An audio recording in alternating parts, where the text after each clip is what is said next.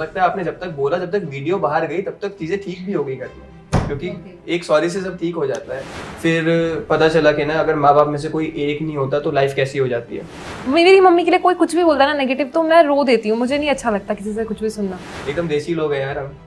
उनको तो अदाकारी बिल्कुल नहीं आती, तो उनको अभी क्या है ना, एक भोलापन है। ओए लखनीत, कहते भाई क्या चल रहा है, सास बहू साजिश चल क्या रही है। एक्चुअली साजिश वर्ड तो मुझे ऐसा लगता है कई बार ना वो ऑडियंस को कुछ लग जाता है। कई बार होता क्या है, हम ब्लॉग बनाते हैं, आई गेस बनता वो 30 मिनट का है, फिर एडिट होता है उसमें से 10 मिनट का बाहर जाता है, तो उसमें क्या होता है हम एक एक चीज़ बिल्कुल डिटेल में नहीं बता पाते।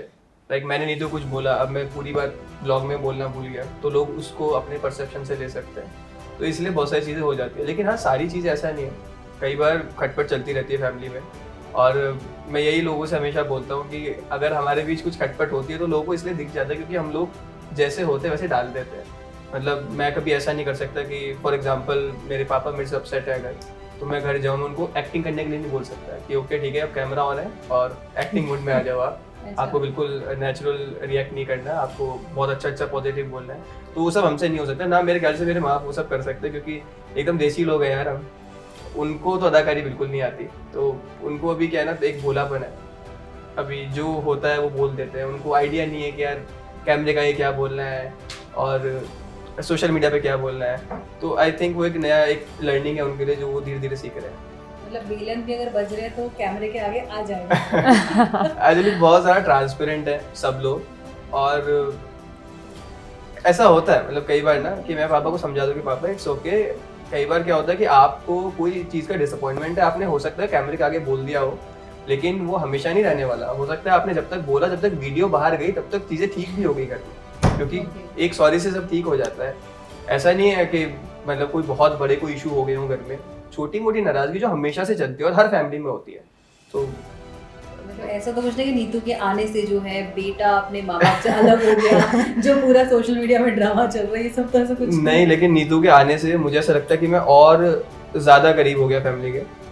क्योंकि नीतू से मिलने के बाद मेरे को वो फैमिली वाली इंपॉर्टेंस ज़्यादा समझ में आई। पहले भी मैं ऐसे तो बाहर रहता था ज़्यादातर, क्रिकेट खेलने की वजह से ज़्यादातर घर से ही बाहर रहता था, लेकिन जब नीतू से मिला, फिर नीतू की स्टोरी जानी, इसका अटैचमेंट देखा इसकी मम्मी के साथ, फिर पता चला कि ना अगर माँ बाप में से कोई एक नहीं होता तो लाइफ कैसी हो जाती है। उसके बाद ना मुझे ये रियलाइज़ हुआ कि कहीं ना मतलब मुझे और ज़्यादा उनको अपनी तरफ से देना चाहिए, चाहे टाइम हो चाहे अफेक्शन हो। तो मुझे ऐसा लगता है कि नीतू के आने के बाद से और चीज़ें ठीक हुई। नीतू भी कुछ टाइम पहले आपका एक ब्लॉग आया था, बिकॉज नेगेटिव ट्रोलिंग की हमें बात करी तो you are very emotional that आप रो भी बहुत थी रिगार्डिंग घर में फैमिली में कुछ चल रहा था, लोग कमेंट्स कर रहे थे, उस पर कुछ रिएक्शन कुछ?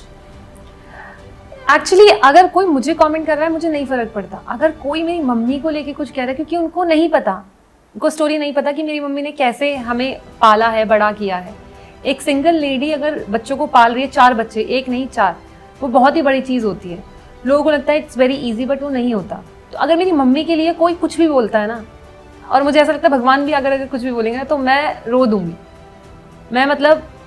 मुझे नहीं पता मुझे क्या बोलना चाहिए, क्या सोचना चाहिए, मगर मुझे अच्छा नहीं लगता अगर मेरी मम्मी के लिए कोई कुछ भी बोलता है। एक माँ जो होती है ना, वो बहुत ही, आई थिंक, क्या बोलूँ मुझे नहीं पता, बट मेरी मम्मी के लिए कोई कुछ भी बोलता है ना नेगेटिव, तो मैं रो देती हूँ, मुझे नहीं अच्छा लगता किसी से कुछ भी सुनना।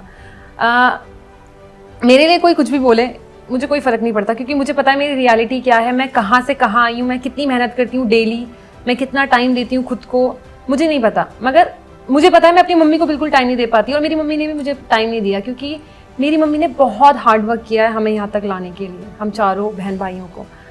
तो अगर उनके लिए कोई इतना सा भी बोलता है ना, तो मेरे वो दिल को ना ऐसे फाड़ देता है मेरे दिल को, और मुझे ऐसा लगता है कि नहीं, स्टॉप प्लीज़, उनके लिए कुछ मत बोलो, मुझे गाली दे दो, मुझे कोई फ़र्क नहीं पड़ता, बस मेरी मम्मी के लिए कुछ मत बोलना। तो बस वो बहुत सारे नेगेटिव कमेंट्स आ रहे थे मम्मी को लेके, 1%, ज़्यादा नहीं, 99% मेरे अच्छे थे, बट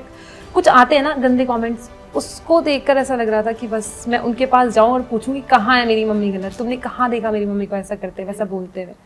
तो बस माँ को अगर कोई भी है, मैं अपनी मम्मी की बात नहीं कर रही हूँ, मैं ये नहीं बोल रही हूँ कि मेरी मम्मी सिंगल थी और उन्होंने हमें पाला, सिंगल है। किसी भी माँ को अगर आप कुछ बोल रहे हो तो प्लीज़ मत बोलो, आपको नहीं पता कि उन्होंने अपने बच्चों को कैसे पाला है, तो प्लीज़ कोई भी माँ है ना दुनिया में, किसी को कुछ मत बोलो। अगर कोई कुछ कह भी रहा है ना, बस हाथ जोड़ लो, नीचे मुंह कर लो और चले जाओ वहाँ से। डिसरिस्पेक्ट मत करो, अगर रिस्पेक्ट नहीं दे सकते तो बस वहाँ से उठ के चले जाओ।